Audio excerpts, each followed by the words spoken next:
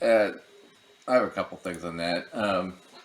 Yeah, if you're in a couple and you guys combine all your money, then yeah, you definitely have to be talking, right, about what's being spent. I can tell you right now, though, having worked with enough couples, the idea that making a budget will prevent a fight. Usually, making the budget is the fight. I mean, it's Okay, yeah. that's true. However, I will give her that. I do think it's important for couples to actually have conversations about this sort of thing. I mean, Sure. there might be some fights that happen during a session of budgeting because you might not necessarily agree about where things should go, but I do think those conversations are important if you have jointly held bills and whatnot. And shoot, even if you don't have jointly held bills, and you pay for things separately, making sure that everybody is on the same page with Mhm. how things are being divvied up, if you do it that way, is Right. important. So I think the communication part of it is critical. Right. And I've done this before with couples where it's like, I would typically advise it's like you guys don't merge all your money, just your expense kind of stuff. And then what I typically do with couples, because you'll get, I like this one, you'll see a lot, and this is just a horrible thing, and this will almost always ruin a relationship. If you're in a relationship and you make more money than the other person, right, and you split everything 50-50, then you're bleeding them out to try to keep up with what your lifestyle that you can afford, right? What was that book that was how it ruined her marriage? Was it, the Joy Luck Club? And one of the stories, the woman, she's married to the lawyer. She's a paralegal at the same firm that he's a partner at, and he makes 7 times what she makes, but they split all the household bills evenly. So at the end of the month, he's got plenty of money, and she's flat broke. At the end, and so she's trapped in this relationship because she has no money. Right. So I'm feeling like there's almost a missed opportunity here because I didn't look for anything on this, but I kind of love the Susie Orman approach on this one. Mm-hmm. I don't know if you're familiar with it. You know No, no, go how for it. she thinks about it. So her recommendation for exactly that scenario, because she agrees from what she said, she No, agrees with everything that you said about the 50-50 thing. If you don't make basically the same amount of money, isn't actually all that fair. no, So she advises equal that's percentages. what I do. Yeah, and I see that as making sense for a lot of situations. Right. Um, Yeah, I treat it like a progressive tax, right? When I do it with clients, where it's like, okay, if now you and I were a couple hypothetically, and you were bringing home 5,000 a month, and I was bringing home three, right? mhm, Um, then I would say, well, 50-50 is not reasonable because if your bills are, let's say the total bills are like 665, right? And we split them 50-50. Well, I'm already paying $250 a month more now than I make, right?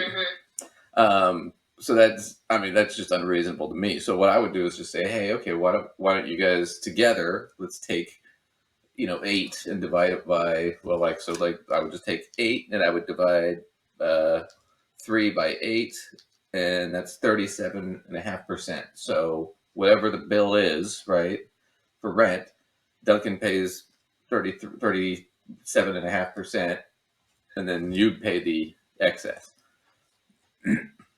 on the bill. Wait, So like if it were rent, right? don't you mean?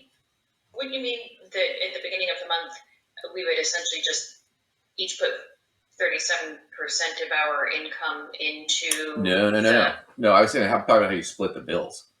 Mm, So if the rent is $1,000 a month, right? My share of the rent should be the $375, and then you'd be paying $625 because you'd make more money, oh, I see. right? The way I understood the way she has always described described it, at least my interpretation of what she was saying on her variation of it Okay. would be if you had, like, if you and I were the couple that we might have still individual accounts, but we might have a joint account that we operate those joint expenses out of. Right. And we each put an equal percentage of our paycheck into that account that those things get paid out of, as opposed to doing it with each individual bill. Sure, but that would essentially be the same thing as I'm doing. Right. Right, because if our total bills for the month were, whatever it was, 6,000, right? Then to make that up, you would take out X from your paycheck, and I would take out Y from mine. The easier calculation to do on your budget is just go, okay, spouse one, spouse two, right? Spouse one, pays 60%, spouse two pays 40, right? And then as I'm going down the budget, right? This is what you owe, this is what you owe, this is what you owe, all the way down to, so this is what your joint expenses are together that you guys pay every month out of the joint account. So you're responsible for putting in this amount total, and you're responsible for putting in this amount total. And you will sometimes get some pushback on that because if you have, it's different for everybody too. So like if let's say you're in a relationship where one of you works and the other one doesn't, right? Then you probably should have extra money in the joint account for the person who doesn't work, because they can't just have no money, right?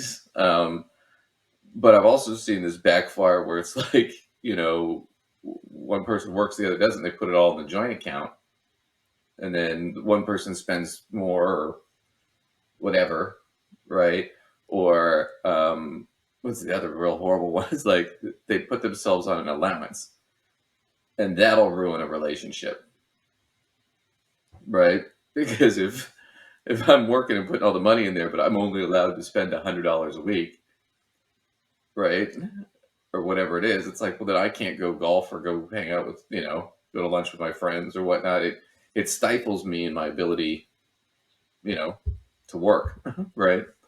So I'm going to actually say that I have sort of an opposite feeling, because I have put myself on an allowance before, and I like putting myself on an allowance. Now, I am coming also from the opposite perspective that, again, it's a struggle for me to have the desire to just spend money recreationally. Sure. I don't do that enough. But I could see, even if I did spend money recreationally easily, appreciating putting the guardrails up around myself for like how much, in order to prioritize what I actually really want to be spending on. Well, sure. For me, though, giving myself an allowance has been a tool to get me to spend money on things that I just want to do for myself. Sure. And the whole point of a budget is you are kind of putting yourself on an allowance, because you're saying this is how much I make, this is how much I need to save, this is what I want to accomplish. Now you at least have a roadmap of where you want to start. The thing I'm talking about is from her tip about doing it in a relationship together. Some of that is, it depends on the relationship. She's assuming everybody's in the same kind of relationship where they're, her and her husband probably make about the same amount of money. They work for the same guy or her father, and there's plenty of money to go around. So, I don't know. I guess some houses make close to the same amount depending on what they both do for a living, but sometimes the difference is quite large. That's my point. Yeah. And a large difference would even be that, like, you're making 5 and I'm making 3 every month, and we have joint expenses. Well, now we're talking about you have to be reasonable in the sense of, okay, if we're budgeting, you have to be back off a little bit, because we can't live the lifestyle, because you can afford a more expensive lifestyle than I can in that scenario. If you're in a relationship and you're the one who's working, the other person isn't, right? Which makes, it happens. You have kids and stuff. Sometimes one parent stays home for like a year, right? Or a couple of years, whatever it is, because daycare is so freaking expensive. But if you do that sort of scenario, then it's like, well, you have to the person who's working has to be out in the world all the time, right? Doing their job, and that means socializing with their coworkers and other stuff like that. So you can't just be in a position where you're just put on a strict allowance, because sometimes there's going to be discretionary or variable things.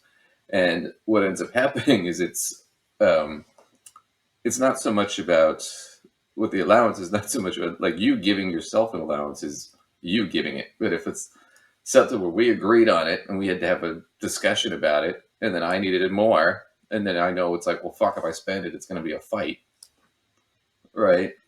Because I overspent my allowance for the whatever the week, right? I've seen that really ruin relationships. Where if you put it too many restrictions, right, then it's stifling because then you feel like you can't do anything, right? So I have to say, with the self-imposed allowance, I have been in relationship before where both of us did have allowances, and I must say it actually did not create fights. Sure. And what it did, honestly, is it prevented us from feeling the need to check in about what seemed like ridiculously small expenditures. Mm-hmm. So it actually, to me, felt kind of liberating.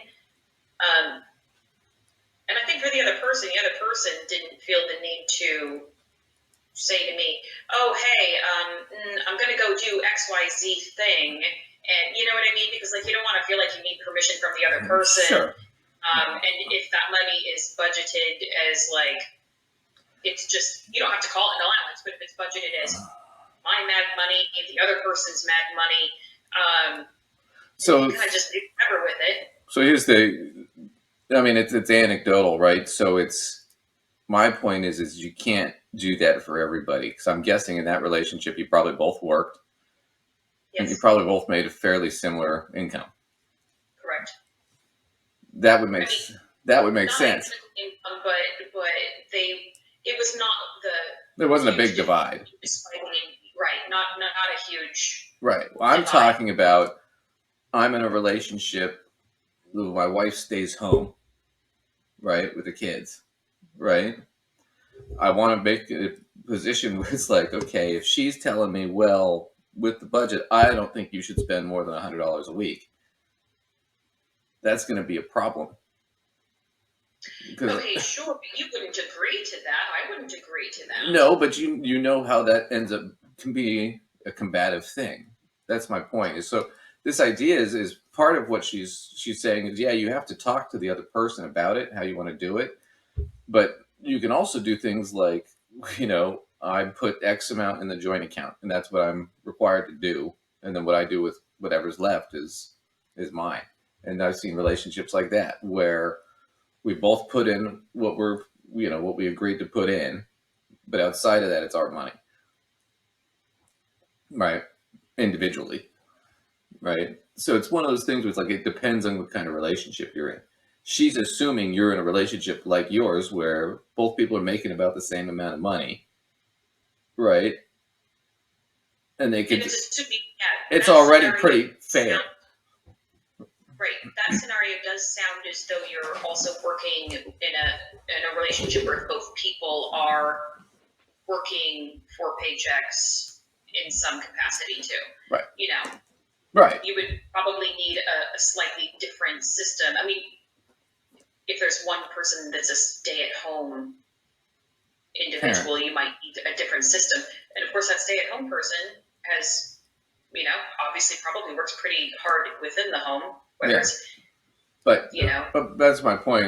I'm not saying that they don't deserve money or there's anything wrong with them staying at home. What I'm saying is you can't, if you're the one making the money and the other person's staying home and taking care of the kids or whatever it is they're doing, right? Or they can't work or whatever it is, you can't be in a position where, because I'm making all the money, I'm dictating what they can do, right? I have to be reasonable and fair about that. Also, at the same time, it can't be a situation where if, let's say my wife's a big saver and I am not, there has to be some sort of mutual place there. And just from a perspective of a financial planner who's been in enough meetings with people, you kind of, a lot of the times when you do with the budget thing with a client, right, it's because you're really just there to keep them from filing for divorce. I mean, that's, you're really just there to calm everybody down, right, and keep them on task because shit will come up. Um, so I'm just saying, the idea that, I mean, it's a tip, but it's a tip that only applies to a certain type of couple, right? So that was just why I thought it was kind of a dumb thing to say, because it doesn't really, there's no nuance to any of this.